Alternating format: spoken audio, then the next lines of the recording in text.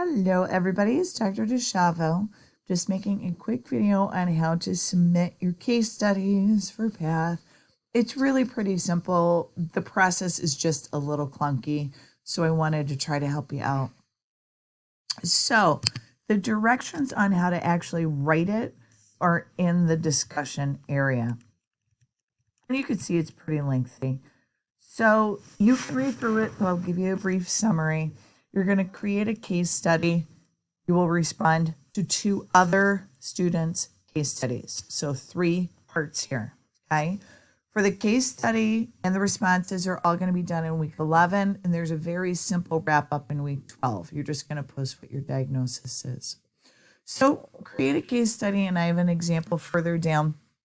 This could be a patient you've had in the past. This could be a topic that interests you. Anything that starts to tie in the information from our class with clinical applications works.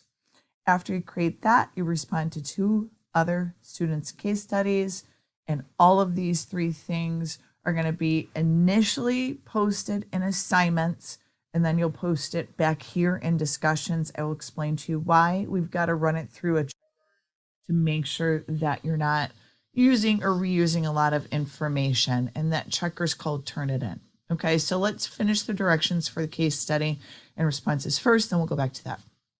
Okay, so the case study and the responses should each be 250 words or more and have 2 resources, okay, preferably something that's a peer-reviewed article. So if you go on to the CDC website, you go in a little bit deeper and actually find the article rather than citing the CDC website.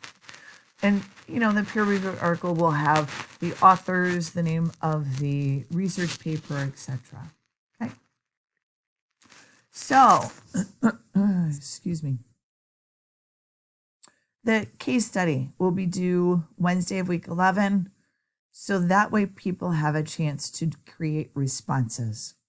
So you'll post your case study week 11. Responses will be due at the end of that week. 9 points are for that case study, and then 5 points for each of the responses, and then 1 point for simply posting your diagnosis. So I have you hide the diagnosis because if nobody guesses your case study diagnosis, you're going to provide all the information for them to guess it, but if they can't guess it, you get an extra credit point. So we make it kind of fun. So for the case study itself, you list history, patient description. Do not include any information about their names, okay? You could make up a name. You could use the patient, whatever you like. The present health issue. I give you some ideas there. And then for actual logistics, list any applicable health conditions, comorbidities, medications. Vitamins are important as well. You know, if you have a patient who's taking a huge amount of vitamin E, you don't want them on a blood thinner, for example. Turnitin score is the score that shows how much of the information in your case study and or responses is copied from other places, which should not be more than 24%, should be 24% or less. And you could submit that without your resources if you like. That'll help lower it, and that should even be lower, really closer to 10%. But I'm just doing this to get you introduced to the school, be using this more. So this is a good opportunity for you to learn how to use Turnitin. And once again, I'll show you where that is in just a second and get familiar with it. Okay. Each presentation, both case studies and discussions, should be 250 words or more and have 2 scholarly peer-reviewed citations. Here's an example. This is short, but just to give you an example of a case study, okay? And you could extrapolate from there. So the responses. So after you're done, you're going to pick 2 of your co-students, colleagues' case studies and respond to them. This is due by Sunday of week 11, and you get 5 points for each response. You can see the directions here. Choose 2. If there's already 2 comments, try to respond to another one just so everybody gets a response. It's kind of fun. Read and research it. Determine what you think the diagnosis is. You could even look into differential diagnoses, some other options you think it might be. Comment on the content, not, boy, Susie, that was great. You did a good job. Susie, I think this is the condition. This is why I think it is. Have it be a scholarly presentation rather than commenting on something that's subjective. Don't copy the work. And this is why we are submitting things to Turnitin at this point, so we can make sure that work is not copied. Should be full paragraphs and professionally written. In week 12, by Wednesday, please post the diagnosis. I read through them, but if you fool people and nobody guessed, shoot me an email just to make sure I don't miss it. You get an extra credit point. You'll get 21 out of 20 points. It makes it kind of fun. Okay. So generally I will review them and grade them after week 12, because people need to submit everything. And let me know if you stumped them. So you'll submit back up here. You'll just simply click here to post your case study and also to get to other people's case studies to respond to them. And then here is week 12. This is where you post your diagnosis. Just ignore this. We used to do it differently. Will be posted here. Okay. All right.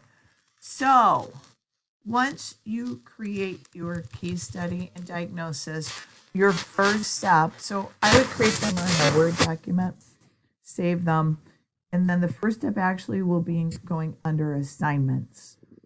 And under assignments, you'll see case study. You'll click here, and you will submit. There'll be an area to download things. You'll submit it.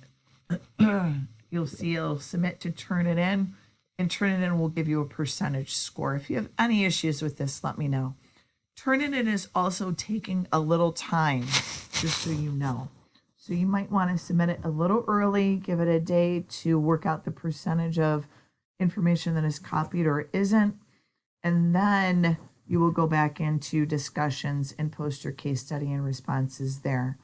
And you could see there was an area to submit for the case study and both responses. I know it's a little clunky, but it's the only way that we're able to submit it to Turnitin here in assignments, and then to post in discussions, we switch it over to there so people can actually respond to you. So I apologize for that, but it's just resubmitting it twice. One other note, if you submit your case study and say it's 25%, you can resubmit it. That's fine. I really do not want to see people submitting at 80%, 70%, 60%. At some point I'll start taking points off. If you're at like 25, 26, 27, 28%, that's fine. Just resubmit it and try to get the numbers down. Okay. So submit here for case study and both responses to get your percentage to Turnitin. You don't even need to let me know what that is because I will go in and look at them, and then go back over to discussions, and you will submit your case study here. And then you'll also click here to respond to other people's case studies. All right. So that's the summary of it. I'm sorry it's a little clunky. If you have any questions at all, shoot me an email. I'm happy to help. And I hope you have a great week. Thanks. Take care.